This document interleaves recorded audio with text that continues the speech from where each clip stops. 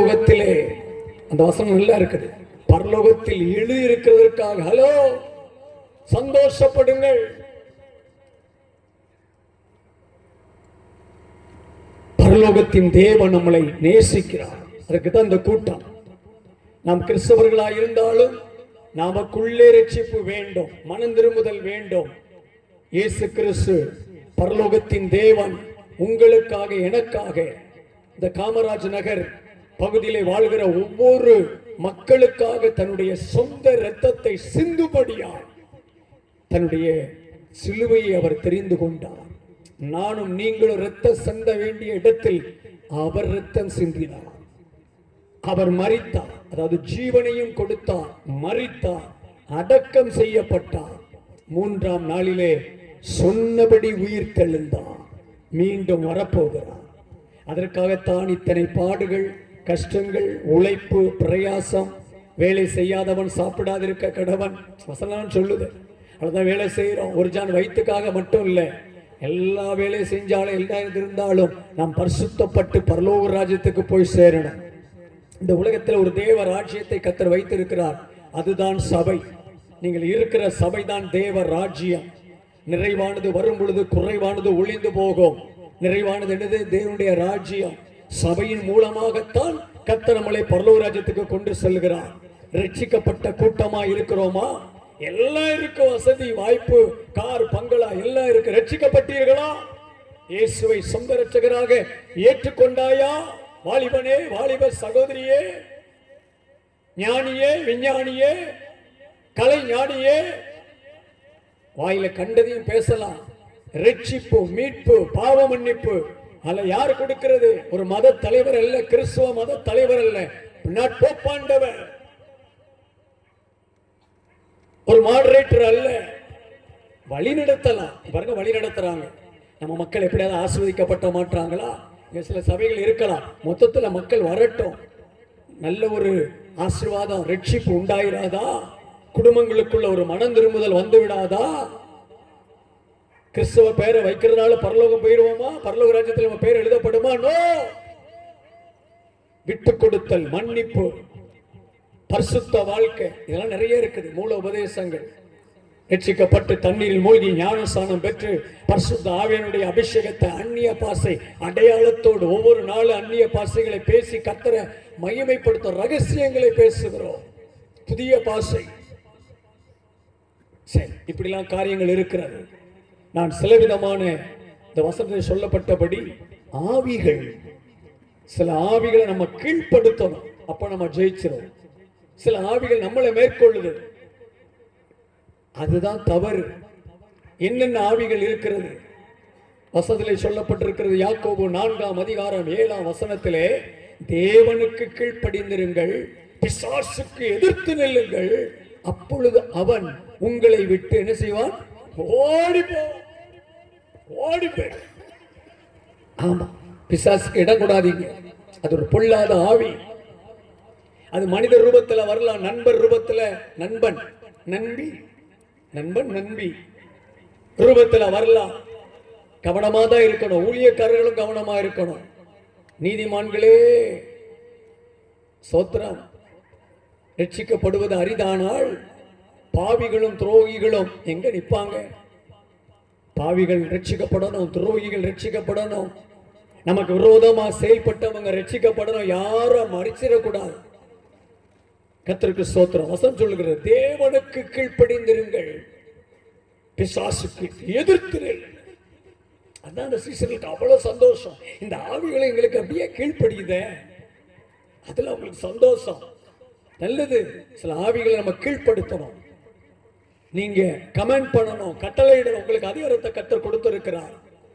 அதுக்குதான் இந்த ரட்சிப்பு. ரட்சிப்பு இல்லாம பிசாசை துரத்திடக்கூடாது. ரட்சிப்பு இல்லாம நானும் ஜெபம் பண்றேன் கூட்டத்தோட, அந்த ஆவி உங்களுக்கு விரோதமா எழும்பிடும். அதுக்கு கிருபை வேணும், ஜீவியம், பரிசுத்தம், ஜெப ஆவியின் வல்லமை, வேத வாசிப்பு இருக்கா? குறி சொல்ற மாதிரி, இன்னைக்கு வேலைக்கு போறேன், ஸ்கூலுக்கு போறேன், கர்த்தரின் மேய்ப்பரா இருக்க, நான் தாழ்ச்சியடை, அப்பா 100 பக்கம் வாச மாதிரி ஒரு சந்தோஷம். நாளைக்கும் என்னத்த வசனத்தை வாசிக்க, திரும்பவும் கர்த்தரின் மேய்ப்பரா இருக்கிறார், நான் தாழ்ச்சி அடைவேன். அவ்வளவுதான். அதே தான் 100 நாள், 3 மாசம், 10 மாசம், 1 வருஷம் கதை ஓடுது. வசனத்தை சங்கீதத்தை வாசிக்கணும், நீதிமொழிகள் அன்றன்றைக்குள்ள டேட்டுக்கு வாசிக்கணும். சிறு பிள்ளைகள் வாசிக்கலாம். குடும்ப ஜபம் இருக்குதா? அப்ப அந்த ஆவிகளுக்கு ஏத்திரிக்க முடியும். இன்னைக்கு உலகத்துல யார் யார் என்ன ரூபத்துல என்ன கோணத்துல பழகுறாங்க, வாராங்க தெரியாது. மார்க்கெட்டிங்னு வாராங்க. ஆள் இருக்காங்களா? பாட்டிமார் செயின் போட்டிருக்காங்களா? ஏமா தண்ணியா தவிக்கிறது, கொஞ்சம் தண்ணி கொடுக்கலாம். உள்ள திரும்பி போவோம்.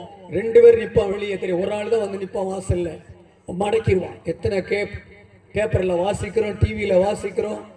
ஓ உலகம் ரத்த சிந்துறதுக்கு பயப்படலை. மகன் தகப்பனை கொள்றான், தகப்பன் மகனை கொள்றான். ஒரே குடி. இந்த மகன் இருந்து என்னத்துக்கு? நீ ஊரெல்லாம் வேதனை, ஊரெல்லாம் பிரச்சனை, எனக்கு கெட்ட பேர் ஒரு, நீ ஏண்டா இருக்கணும்? அடிச்சு கொண்டுறான். அந்த வெறி தாங்க முடியல, மன அழுத்தம். அவங்க ரட்சிக்கப்பட்டா அப்படி செய்ய மாட்டாங்க. எங்கள் மத்தியில் பிரதர் இம்மானுவேல் இருக்கிறார். இந்த காஸ்பல் ட்ரக் உடைய ஓட்டுநர் ஊழியத்தை செய்கிறார். எந்த இடம்னாலும் அது இப்பமா வரும்போது தண்ணி தான் அப்படி அழகா விட்டு கொண்டு வந்துட்டார். சில மூளை முடுக்குலையும் ஓரளவுக்கு கொண்டு போய் நிறுத்தி கூட்டம் நடந்துடும். அங்க ஒரு கூட்டம் திரள் ஜனங்கள் சுவிசேஷத்தின் மூலம் ரட்சிக்கப்படணும். அவர் பயங்கர குடிகாரர், சாதாரண குடி கிடையாது. இந்த வீடியோ எடுத்துட்டு இருக்கிறாங்க. அவர் பேரு பழைய பேரு பிரதர் மாடசாமி.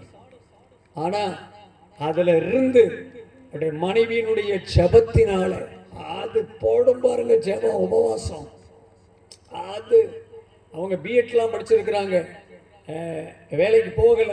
ஆனா தன்னுடைய கணவருக்காக லாரி ஓட்டுறாரு, தனியா போறாரு, பல மாநிலத்துக்கு போறாரு. வட இந்தியா சைடு, அதாவது லோடு லாரி 3 நாள் 4 நாள் 5 கிடந்து அங்க தண்ணி அடிச்சுட்டு, சில நேரம் லோடுல மது பாட்டில்கள் கொண்டு போவாங்களாம். இவங்க எத்தனையும் எடுத்துக்கலாம், எத்தனை எடுத்துக்கலாம். ஒரு அப்பா ரட்சிக்கப்படுறதுக்கு முன்னாடி அதுல சரக்கு அடிச்சு அடிச்சு அங்கங்க தூங்குறது, வேற வேற விதமான பிரச்சனையும் இழுத்து நோய்வாய்ப்பட்டு சில பிரச்சனைகள். ஒரு நேரம் லாரிலாம் தன்னுடைய வாகனம் கவிழ்ந்து உருண்டு பிறண்டு, அதிலெல்லாம் கர்த்தர் பாதுகாத்து, இதெல்லாம் நம்ம வேண்டாம்னு சொல்லி தூக்கி எரிஞ்சு சரி ஆண்டவருக்கு அடுத்தது மனைவியினுடைய ஜெபம். தன்னுடைய கணவருக்காக ஜெபிக்கிற அந்த மனைவியினுடைய ஜெபம், அதை கர்த்தர் கேட்டு பிசாசின் ஆவியை கர்த்தர் வெட்கப்படுத்தினார். இன்னைக்கு இயேசு கிறிஸ்துவ சொந்த ரட்சகராக ஏற்றுக்கொண்டு எனக்கு எத்தனையோ சம்பாதிக்கிறதுக்கு வழி இருக்குது. இன்னைக்கு லாரி ஓட்டலாம், இன்னொரு வாகனம் வாங்கலாம், வேண்டாம் திரும்ப அந்த பாவத்துல போய் விழுந்துருவேன். சாக்கடை தெரிஞ்ச பாவம் செய்யறதா? குடியே கெடுக்கும், தெரிஞ்சே குடிக்கிறிய. தேவன் கொடுத்த அறிவு எங்க? மூளை எங்க? வாலிபனே மனம் திரும்பு. இன்னைக்கு நாடு சீர்கெட்டு போய் கொண்டிருக்கிறது. சினிமாவில் கத்தி அருவா என்னெல்லாம் செஞ்சாங்களோ அதெல்லாம் உலகத்துக்குள்ள வருது. அந்த ஆவி, குடி, அந்த ஸ்டைல். கேக் வெட்டும் போது கத்தி எடுத்து அரெஸ்ட் பண்றாங்க. சினிமாவில் எல்லாம் காட்டுறாங்க, ஒருத்தனையும் அரெஸ்ட் பண்ண வழி இல்லை. ஏன்னா எல்லாமே சினிமா ஆவிதான் உலகத்துக்குள்ள நடக்குது. வாலிபர்கள் அவன் பாட்டுக்கு போறான், இடிக்கிறான், கார்ல கொண்டு இடிச்சு ஆளை க்ளோஸ் பண்றான். கேஸும் கிடையாது, ஒன்றும் கிடையாது, எல்லாம் மாயமாலம். தைரியமா சொல்றேன், நானும் புரஜாதி மார்க்கத்துல, அழிவுள்ள மார்க்கத்துல இருந்து குடும்பத்துல இருந்தவனை தான் ஆண்டவர் ரட்சித்து வாலிப வயதுல சந்தித்தார், ரட்சித்தார். ரட்சிப்புனா பாவ மன்னிப்பு, இலவசமான பாவ மன்னிப்பை இயேசு கிறிஸ்து கொடுத்தார். அவரை நானும் ஏற்றுக்கொண்டேன். முதலாவது ஆத்தும ஆதாயம் என்னுடைய தாயார், என்னை பெற்றெடுத்த தாயார். 60 வயசு பிஹெச்சியில வேலை பார்த்தவங்க, பிரைமரி ஹெல்த் சென்டர். டெலிவரி தான் பார்ப்பாங்க அந்த காலத்துல. கிராமங்கள் 14 கிராமத்துக்கு நடந்தே போய், ஆமா சொல்லுவாங்க, ஒரு இனிமா கேன் என்னது, ஒரு சிஸ்டர், இதுதான் தலைப்பிள்ளை, 2வது பிள்ளை, எல்லாம் வீட்லயே நார்மல் டெலிவரி. அந்த காலத்துல அப்படி உழைச்சாங்க அம்மாமார். உடனே ஒவ்வொரு வருஷத்துக்கு ஒரு குழந்தை. 7 நாள் தான் திரும்ப கடந்து தூக்குப்பாங்க, கிணத்துல போய் தண்ணி எடுப்பாங்க. இது சில உணர்வுக்காக சொல்றேன். இன்னைக்கு ஒரு குடம் தூக்குறதுக்குள்ள அம்மா அப்பா வலிக்குது, மூச்சு முட்டுது, படி ஏற முடியல, சத்தான ஆகாரமே கிடையாது, எல்லாம் பெட் டீ, பெட் காபி குடிச்சு குடிச்சு குடிச்சு குடிச்சு சுகமே இல்லை. ஸ்கூலுக்கு போனாலும் நொறுக்கு தீவனம் டிஃபன் பாக்ஸில் கொண்டு போய் பாதி கொஞ்சோடு தின்ட்டு ஃப்ரெண்டுக்கு கொடுத்துட்றேன். சரி எங்கேயாவது தெரியாமல் கொட்டிட்டு வீட்டிலையுமா சாப்பிட்டேம்மா நல்லா இருக்கேம்மா. கொஞ்ச காலத்தில் ஆமாம் கல்யாணம் முடிஞ்ச பிறகு வயிற்று வலி, என்ன 10 வருஷம் செஞ்ச மிஸ்டேக்னால வயிற்று வலி, வயிற்றுல புண்ணு, அல்சர், ப்ராப்ளம், குடும்பம் பிரிஞ்சிருது. மொத்தத்தில் சொல்லிட்டேன், குடும்பம் வேண்டாம், வியாதி வேண்டாம். இல்லை ஒரு 10 பவுன் தாரேன் என் பிள்ளைய கேட்டேன். நோ நோ நோ 100 பவுன் தந்தாலும் ஏன்னா ஞானம், கத்தர் கொடுத்த ஞானம் ஆவிகளுக்கு இடம் கொடுக்க கூடாது. சில நேரம் ஸ்டைல் சாப்பாடு. சரி, இது எதுக்காக சொல்ல வந்தேன்னா, தேவனுக்கு கீழ்ப்படியணும், பிசாசுக்கு எதிர்த்து நிற்கணும். கரங்களை உயர்த்தி அல்லேலூயா சொல்லுமா எல்லாரும்? இவ்வளவுதானே அல்லேலூயா? கத்தர் கொடுத்த சுகம், பலன், ஆரோக்கியம், நல்ல வஸ்திரம், நல்ல வீடு. அல்லேலூயா.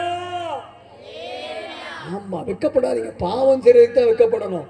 அல்லேலூயா, சோத்ரா என்று சொல்றதுக்கு வெக்கப்படக்கூடாது, பாடுறதுக்கு வெக்கப்படக்கூடாது. வானம் ஒரு சிங்காசனம், இந்த இடம் அவருடைய பூமி பாதபடி. அல்லேலூயா. ஆமா, ஆலயத்துல மட்டும் இல்ல, சோத்ரா இந்த இடத்துலயும் அவரை தொழுது கொள்ளும் காலம் வரும். எல்லா இடங்களிலும் அவரை தொழுது கொள்ளலாம். அவர் மெய்யான தெய்வம். ஒரு கிறிஸ்தவர்களுக்குரிய தெய்வம் அல்ல இயேசு கிறிஸ்து, அல்லது ஒரு கிறிஸ்தவ மதத்தை ஸ்தாபிக்க வரவில்லை இயேசு கிறிஸ்து. அவர் எல்லாருக்கும் பொதுவான தெய்வம். தெய்வம் என்ற வார்த்தை அவர் ஒருவருக்கே பொருந்தும். கைகளை தட்டி, ஐயா அம்மா தம்பிமார் கரங்களை தட்டி இயேசு கிறிஸ்துவுக்கு மகிமை செலுத்தும். பாவத்தை மன்னிக்கிறவர், பாவிகளையோ நேசிக்கிறார்.